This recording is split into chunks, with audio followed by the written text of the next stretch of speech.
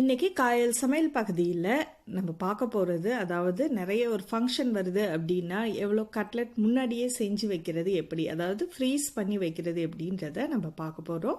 Cutlet எப்படி செய்ய போகிறோன்றதையும் பார்க்க போகிறோம். அதுக்கு தேவையான பொருட்கள்: 1/2 கிலோ சிக்கன் எடுத்திருக்கேன், போன்லெஸ் சிக்கன்.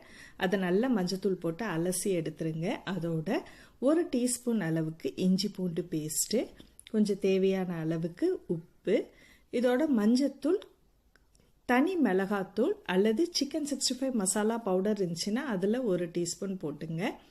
மிளகுத்தூள் 1 டீஸ்பூன், சீரகத்தூள் 1/4 டீஸ்பூன். கொஞ்சமாக தண்ணி விட்டு நல்லா மிக்ஸ் பண்ணி இதை நல்லா 4-5 விசில் வேக வச்சுருங்க. தண்ணி எதுவும் இருக்கக்கூடாது, தண்ணி நல்லா வத்திரணும். இப்போ பாருங்கள், நல்லா வெந்துருச்சு.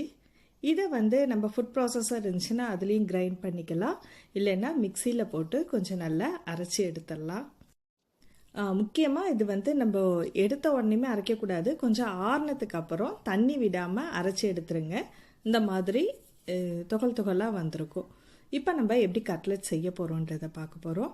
இப்போ ஒரு நான்ஸ்டிக் பேனில் ஒரு 1 டீஸ்பூன் அளவுக்கு எண்ணெய் விட்டுருக்கேன். எண்ணெய் கொஞ்சம் காஞ்சதுக்கு அப்புறம் ஒரு 2 பல்லாரி வெங்காயம் பொடிசாக நறுக்கி இதோட சேர்த்துக்குங்க. சில பேர் என்ன பண்ணுறாங்கன்னா ராவாவே சேர்ப்பாங்க. சிக்கனை மட்டும் வேக வச்சுட்டு அதோட உருளைக்கிழங்கையும் தனியாக வேக வச்சுருவாங்க. அதோட வெங்காயம் மற்ற மசாலா எல்லாத்தையும் சேர்த்து போடுவாங்க. அந்த மாதிரி செய்யாமல் இந்த மாதிரி வெங்காயம், கொஞ்சம் இஞ்சி பூண்டு பேஸ்ட்டு எல்லாம் போட்டு வதக்கிட்டு மசாலாவோடு செய்யும்போது அதோட டேஸ்ட்டு ரொம்ப நல்லாயிருக்கும். இப்போ இதோட 1 டீஸ்பூன் அளவுக்கு இஞ்சி பூண்டு பேஸ்ட்டும் இதோட சேர்த்துக்குங்க. நம்ம இது எதுக்காக நம்ம இப்போ செய்கிறோம்னா, இப்போ நோன்பு டைமில் அல்லது இப்போ வீட்டில் ஏதாவது பர்த்டே கெஸ்ட் வராங்க அப்படின்னு நினச்சிங்கன்னா இந்த மாதிரி மொத்தமாக நம்ம செய்ய முடியாது ஒரே நேரத்தில். ஸோ இந்த மாதிரி ஃப்ரீஸ் பண்ணி வச்சிட்டிங்கன்னா நமக்கு ஈஸியாக இருக்கும். இது கொஞ்சம் மஞ்சத்தூள் சேர்த்துருக்கேன், தனி மிளகாத்தூள் இதோட சேர்த்து கொஞ்சம் இதை மிக்ஸ் பண்ணிவிடுங்க. கொஞ்சம் நல்லா வதங்கட்டும். உப்பு தேவைன்னா சேர்த்துக்கலாம். இப்போ இதோட நம்ம அரைச்சி வச்சிருக்கிற சிக்கன் விழுதுகளை இதோட சேர்த்து கொஞ்சம் நல்லா மிக்ஸ் பண்ணி விட்டுடுங்க. தேவையான அளவுக்கு உப்பு நான் இதில் சேர்த்துருக்கேன். ஸோ இந்த உப்பும் சேர்த்து கொஞ்சம் நல்லா வதங்கினதுக்கு அப்புறம் இதில் தண்ணி விடாதீங்க, தண்ணி இல்லாமல் இருந்தால் தான் நல்லாயிருக்கும். அப்புறம் வேக வச்ச உருளைக்கிழங்கை இதோட மசிச்சு சேர்க்க போகிறோம். உருளைக்கிழங்கு 1/2 கிலோவுக்கு நீங்கள் 300 கிராம் அளவுக்கு உருளைக்கிழங்கு சேர்க்கலாம். உருளைக்கிழங்கு வேக வைக்கும் போது என்ன பண்ணுங்கள், தனியாக தண்ணியில் வேக வச்சுட்டு அதை உடனே வச்சிடணும். ரொம்ப கொலன்னு இருந்துச்சுன்னு வச்சிங்களேன், ஈரப்பதம் அதில் அதிகமாக இருக்கும். அதனால் கட்லெட் செய்கிறதுக்கு மெயினாக உருளைக்கிழங்கு வேக வைக்கிற முறையும் ரொம்ப முக்கியம். அதனால் ரொம்ப கொலன்னு இல்லாமல் ஓரளவு மீடியமாக இருக்கிற மாதிரி இருக்கும். ஸோ கையால் மசிச்சு விட்டுட்டு இதோட சேர்த்து விட்டுடுங்க. இதுக்கு தேவையான அளவுக்கு நம்ம கொத்தமல்லி இலை, விருப்பப்பட்ட எலுமிச்சப்பழ சாறு இதில் சேர்க்கலாம். நான் சேர்க்கலை.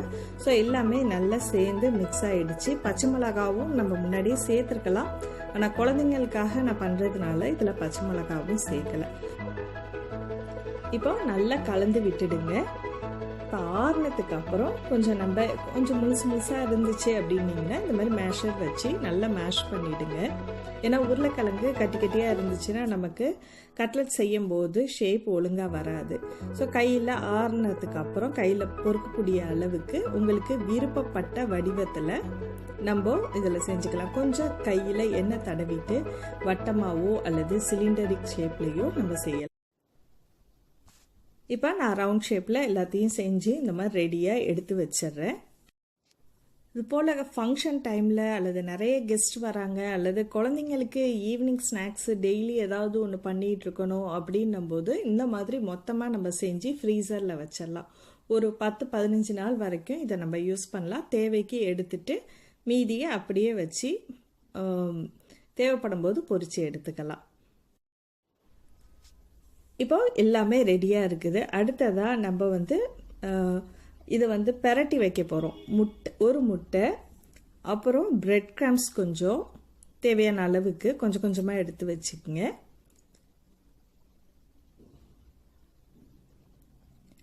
முட்டையோடையும் சரி பிரெட் கிரம்ஸோடையும் கொஞ்சம் காரம் பிடிக்கணுன்றதுனால மிளகுத்தூளும் உப்பும் கொஞ்சம் ஆட் பண்ணுறேன்.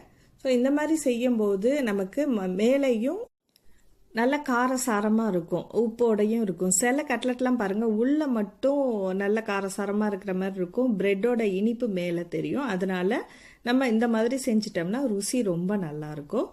இப்போ நம்ம ரெடி பண்ணி வச்சுருக்கிற கட்லெட்டை முட்டையில் ஃபஸ்ட்டு டிப் பண்ணிவிடுங்க.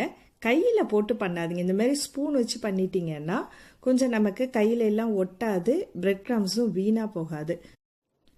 இந்த மாதிரி கரண்டி வச்சு பரட்டிட்டு இப்போ அதுக்கப்புறம் நம்ம ஷேப் பண்ணி எக்ஸஸாக உள்ள பிரெட் க்ரம்ஸை தட்டி தனியாக எடுத்து வச்சுருங்க. இதே மாதிரி எல்லாத்தையும் ரெடி செஞ்சு வச்சிடலாம்.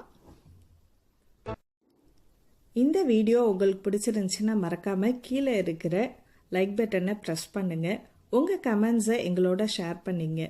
உங்கள் நண்பர்களுக்கும் காயல் சமையல் பகுதியை ஷேர் பண்ணுங்கள். இப்போ எல்லாமே ரெடி ஆகிடுச்சு. நம்ம எப்படி ஸ்டோர் பண்ண போகிறோன்றதை பார்க்க போகிறோம். இப்போ நம்ம எந்த பாக்ஸில் எடுத்து வைக்க போகிறோமோ அதில் ஒரு கிளிங் ஃபிலிமோ அல்லது ஃபாயில் பேப்பரோ போட்டு அதுக்கு மேலே நம்ம கட்லெட்டை இந்த மாதிரி அடுக்கி வச்சுருங்க. எவ்வளோ பெருசு வேணுமோ அந்த மாதிரி நம்ம எடுத்து வச்சுக்கலாம்.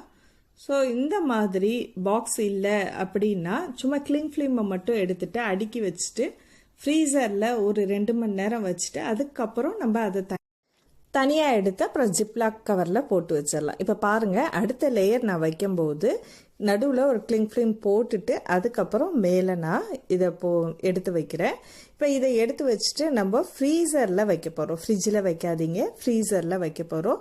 ஸோ இதை வச்சுட்டு நம்ம இந்த மாதிரி ஃப்ரீசரில் வச்சு ஒரு வாரம் 10-15 நாள் வரைக்கும் கூட இந்த மாதிரி யூஸ் பண்ணலாம். இப்போ 2 நாள் கழித்து நான் இப்போ எடுத்துட்டு அதை நான் நார்மலாக பொரிக்கிற மாதிரி பொரிக்க போகிறோம். பொரிக்கிறதுக்கு முன்னாடி ஒரு 2 மணி நேரம் டீஃப்ராஸ்ட் பண்ணிவிட்டு டீப் ஃப்ரை பண்ணி எடுத்துட்டா சுவையான கட்லெட் ரெடி. இப்போ அடுத்த ஒரு ரெசிபியில் சந்திப்போம். நன்றி.